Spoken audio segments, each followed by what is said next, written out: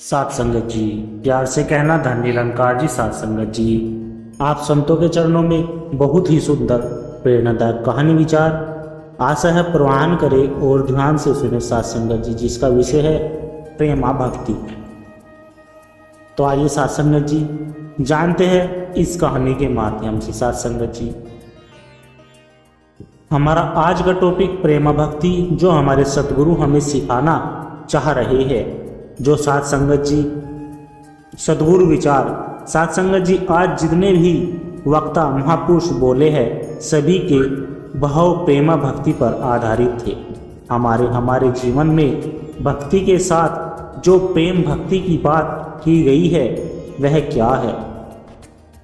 प्यार के एहसास के साथ जब भक्ति की जाती है तब वह प्रेमा भक्ति हो जाती है। सात संगत जी, भक्ति की शुरुआत ही ब्रह्म ज्ञानी से होती है। जिस समय हमारे जीवन में यह निरंकार आ गया, इसका एहसास भी बन गया, तभी से भक्ति भरा जीवन शुरू हो जाता है। भक्ति के साथ साथ जब हम इस निरंकार से जुड़कर अपने जीवन चरित्र और अपने बिहेवियर यानी कि व्यवहार को प्यार से युक्त कर लेते हैं तो वह प्रेमा भक्ति कहलाती है। सात संगत जी, श्रीमद् भागवत गीता में भी कहा गया है कि भक्ति चार प्रकार के होते हैं, यथार्थी और जिज्ञासु और ज्ञानी। यह प्रेमा भक्ति जीवन में तभी आ सकती है जब हमारी अवस्था ज्ञानी भक्त वाली बन जाती है। सात संगत जी, जब हमारे मन में निरंकार को जानने की जिज्ञासा है तो ही ब्रह्म ज्ञान द्वारा निरंकार की प्राप्ति हो सकती है। फिर इसके साथ मन को जोड़ना भी संभव है। सात संगत जी, भक्त कभी भक्ति में कोई शर्त नहीं रखता। जो मार्ग समर्पण का है उस मार्ग पर ही पग धरता है। अगर हम भक्ति के समर्पण भाव से चल रहे हैं, किसी उम्मीद के साथ भक्ति नहीं हो रही है तो सात संगत जी भक्ति परवान है। अगर हम इस प्रभु परमात्मा की आराधना इस विश्वास के साथ कर रहे हैं कि उसके बदले में कुछ मिले, कुछ फायदा हो, कोई सौदे वाली बात है, तो भक्ति में यह बात बिल्कुल शोभा नहीं देती। सात संगत जी, जब हम समर्पित हो जाते हैं तो हमारे गिले शिकवे भी दूर हो जाते हैं। फिर हम इस भक्ति का असल रूप में आनंद ले सकते हैं। जैसे एक शायर ने भी कहा है सात संगत जी की, जहाँ सवाल के बदले सवाल होता है, जहाँ सवाल के बदले सवाल होता है वहाँ मोहब्बत का जवाब होता है। जवाब कहते हैं कमी को कि जब हमारे जीवन में मोहब्बत की कमी है, प्यार की कमी है, तो ही हम सवाल के बदले सवाल कर रहे होते हैं। यहाँ संत वचनी वाला भाव संपूर्ण हृदय वाणी की इन पंक्तियों में झलक रहा है कि अगर हमें कोई आदेश आया है तो क्या उस समय हमें किंतु परंतु कर रहे हैं या उसी समय सेवा भाव के साथ समर्पित हो रहे हैं। ऐसा सोच रहे हैं कि प्रभु परमात्मा ने हमें ऐसा क्यों नहीं दिया, वैसा क्यों नहीं दिया, अगर यह दिया तो क्यों दिया। ऐसा सवाल जब हमारे दिमाग में आते हैं तो फिर हम खुद ही सोच ले कि क्या हम सच में सात संगत जी प्रेमा भक्ति वाला जीवन जी रहे हैं या अभी भी हमारी भक्ति सिर्फ एक दिखावा ही है, ऊपरी स्तर पर भय या किसी चीज की भक्ति तक ही सीमित है। यह हम सच में भक्ति की अवस्था पर पहुंच चुके हैं सात संगत जी, जहां हमने अपने आप को इस निरंकार के प्रेम के प्रति शुक्राने वाले भाव में रखा है। इसके प्रेम के रस में अपने आप को इतना भिगो लिया कि अब जीवन में सिर्फ प्रेम का भाव ही झलक रहा है। रुई जैसा ना हो अर्पण, ना ही पत्थर जैसा हो चेनी जो घुल जाती है, जल में अर्पण हो तो ऐसा हो। यह एक पत्थर और रुई का उदाहरण दिया जाता है कि जब हम रुई को पानी के गिलास में डालते हैं तो वह पानी में घुल नहीं जाती, वह पानी को पूरी तरह अपने अंदर अपने हर एक रेशे में सोख लेती है। जब उस रुई को निकालकर निचोड़कर बाहर रख देते हैं सात संगत जी, तो फिर वह सूख कर वापस पहले जैसी ही बन जाती है। इसी तरह से पत्थर भी चाहे हजारों वर्षों से नदी में क्यों न पड़ा रहे, जैसे ही उसे पानी से बाहर निकालते हैं उस पत्थर पर धूप पड़ती है तो धूप भी पानी सूख जाता है और पत्थर पहले की तरह ही हो जाता है। मुलायम रुई या एक हार्ड स्टोन यानी कि सख्त पत्थर की बात हो तो पानी का उन पर असर थोड़े समय के लिए ही होता है साथ संगत जी, और जब उन्हें पानी से अलग किया जाता है तो वह पहले जैसे हो जाते हैं। प्रेम भक्ति का भाव, प्यार का भाव जैसे चीनी को जब पानी में एक बार मिला देते हैं तो फिर वह चीनी अपना अस्तित्व खो देती है।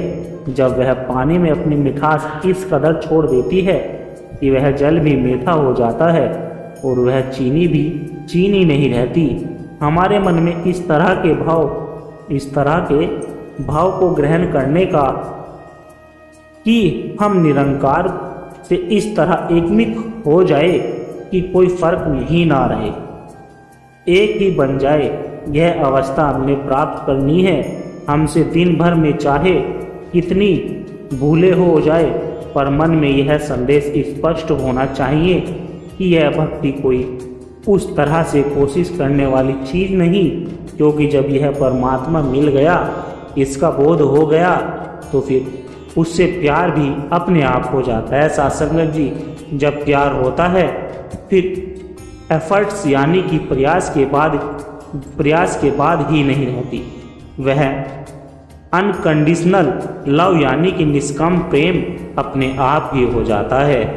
हम हमेशा इस प्रेम में चूर होकर ही अपनी भक्ति को मुकम्मल करें, ताकि भक्ति तो दिल का सौदा है, यह कोई व्यापार नहीं। भक्ति का बदला भक्ति है, धन वैभव संसार नहीं। जीवन में हम भक्ति की तरह कर रहे हैं या जहाँ भी हम अवस्था रखते हैं, जो भी अवस्था रखते हैं वहाँ परमात्मा से कोई सौदेबाजी कर रहे हैं तो क्या वह व्यापार चल रहा है या वह समर्पित भक्ति है, इसका हमें स्वयं ही पता है। साथ संगत जी, हमें अपना हर इरादा पता है, हम क्या कर रहे हैं, क्यों कर रहे हैं। हमें यह बात पता है कि जब विश्वास वाली भक्ति होती है तो वहाँ प्यार नहीं छूटता। हमारे जीवन में उतार चढ़ाव तो क्या, फिर चाहे सिर्फ उतार भी आ रहे हो, चढ़ाव की स्थिति कुछ समय से ही नहीं आई हो साथ संगत जी, फिर भी हम उसी अवस्था में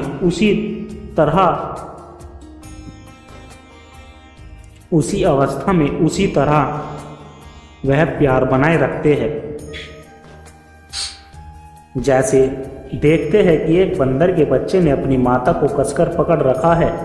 उसकी माँ एक पेड़ से दूसरे पेड़ पर छलांग लगा रही होती है साथ संगत जी, लेकिन वह उस स्थिति में भी अपनी माँ को नहीं छोड़ता। यह एक विश्वास की बात होती है कि यहाँ चाहे वह बंदर माँ एक डाली पर नहीं लटकी है, अब वह हवा में है, फिर भी उसका बच्चा घबराता नहीं। फिर स्थिर चीज तो नहीं है, इतनी अस्थिरता है, एक स्थिर आधार नहीं है, फिर भी वह निडरता और विश्वास के साथ चिपक रहा है साथ संगत जी। एक कवि की पंक्तियां इस तरह है कि गुल से लिपटी हुई तितली को गिराकर देखो, गुल से लिपटी हुई तितली को गिराकर देखो, आंधियों तुमने दरख्तों को गिराया होगा, आंधियों तुमने दरख्तों को गिराया होगा। एक तितली और फूल के संबंध की यहाँ बात हो रही है कि चाहे कितनी जोर से हवा चलती है, आंधी आती है, लेकिन एक तितली जब फूल पर बैठी उसका रस ले रही होती है तो वह हवा उस छोटी सी डेलिकेट यानी कि नाजुक तितली को नहीं गिरा पाती। वह एक फूल से जुड़ी हुई है और दूसरी तरफ से उसे पेड़ एक ईगो के सिंबॉलिक यानी के प्रतीक अपनी अकड़ में खड़े हैं। आंधी आते ही वे पेड़ टूट कर गिर जाते हैं साथ संगत जी।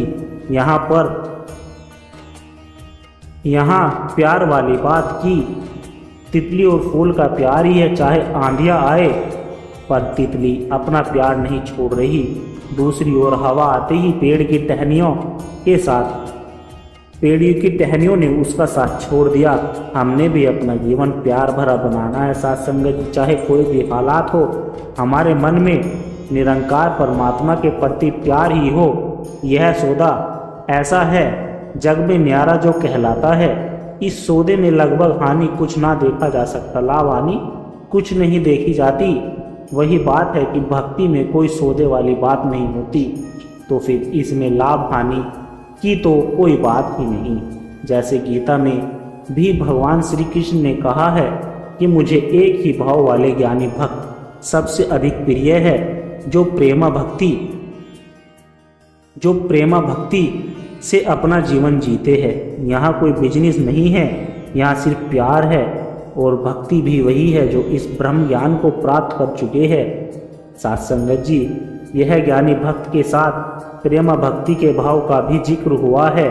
प्रेमा भक्ति के भाव से जब एक ब्रह्म ज्ञानी अपनी भक्ति निभाता है तो वह एक आइडियल यानी कि आदर्श भक्ति बन जाती है।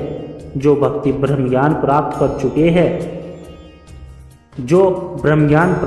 चुके हैं उन्हें साथ संगत जी ब्रह्म ज्ञान वाली अवस्था भी बनानी है और स्वयं पर भी काम करना है। इसमें केवल तू है मैं मेरी का भाव नहीं, इसमें केवल मिलन है, साधु हो सकता अलगाव नहीं। एक जो बिछोड़ने और मिलने की बात है या एक तेरी मेरी बात है। जब हम निरंकार के साथ जुड़ गए तो एक ही हो गए साथ संगत जी। हम जब यह सोचते हैं कि यह चीज़ मेरे अकॉर्डिंग होनी चाहिए तो फिर हम इस निरंकार से अलग जगह पर खड़े हैं, फिर हम एक नहीं रह पाएंगे। और यह एक सोचने विचारने की बात है। कोई हमने अपना नाता इस प्रभु निरंकार से जोड़ लिया साथ संगत जी, तो कोई हमने अपना नाता इस प्रभु निरंकार से तोड़ लिया है। हम अपने आप की अलग पहचान मान बैठे और परमात्मा की अलग। हम अपने मन के मुताबिक ही चल रहे हैं साथ संगत जी, एक मनमुख बन गए हैं। एक बार जब हम प्यार से जुड़ गए तो फिर इससे अलग नहीं हो सकते साथ संगत जी, क्योंकि हम मन से इस निरंकार से जुड़ चुके हैं। अगर हमने खुद को पीछे किया तो स्वयं किया। परमात्मा की पहचान तो हो ही गई, इस निरंकार की समझ भी आ गई, तो फिर अगर कदम पीछे हुए हैं तो वह हमारी गलती है। यह बिछोड़ा, यह दूरी आना, यह हमारे ही कारण हो रहा है साथ संगत जी। हम अपने आप पर इस तरह काम करेगी सोते जागते हर पहर हमारा निरंकार पर विश्वास, इसका ध्यान और मन में हमेशा एहसास रहे, ताकि हमारी भक्ति भी बिना किसी रुकावट के आगे बढ़ती जाए। भक्त समर्पण वाला ही तो अपनी प्रीत निभाता है, कहे हरदेव गुरु का गुरसिक मुख उजला कर जाता है साथ संगत जी। एक भक्ति अपनी प्रीत हमेशा निरंकार के एहसास में चूर रहकर निभाता है, और ऐसे ही भक्तों के लिए फिर मुख उजला वाली बात होती है। अगर कोई व्यक्ति अंधेरे में खड़ा है, उसके ऊपर थोड़ी सी रोशनी पड़ रही है तो आसपास अंधेरे में खड़े हुए लोगों को भी लगेगा कि हम उस जगह जाकर खड़े हो, क्योंकि वहाँ पर थोड़ी सी रोशनी है। कभी कभी सूरज की किरणें बादलों से छनकर आती दिखाई देती है साथ संगत जी। अगर वह किसी एक व्यक्ति पर पड़ती है तो वह स्पॉट लाइट यानी कि केंद्रित हो जाता है। सिंबॉलिक यानी कि प्रत्येक रूप में देखे तो ब्रह्म ज्ञानी की रोशनी को प्राप्त करके हम ब्रह्म ज्ञानी बन जाते हैं। फिर हमारा मुख उजला हो गया। हमने ऐसे कर्म कमा लिया कि हमने भक्ति को दृढ़ भी किया और प्यार से भक्ति निभाई भी।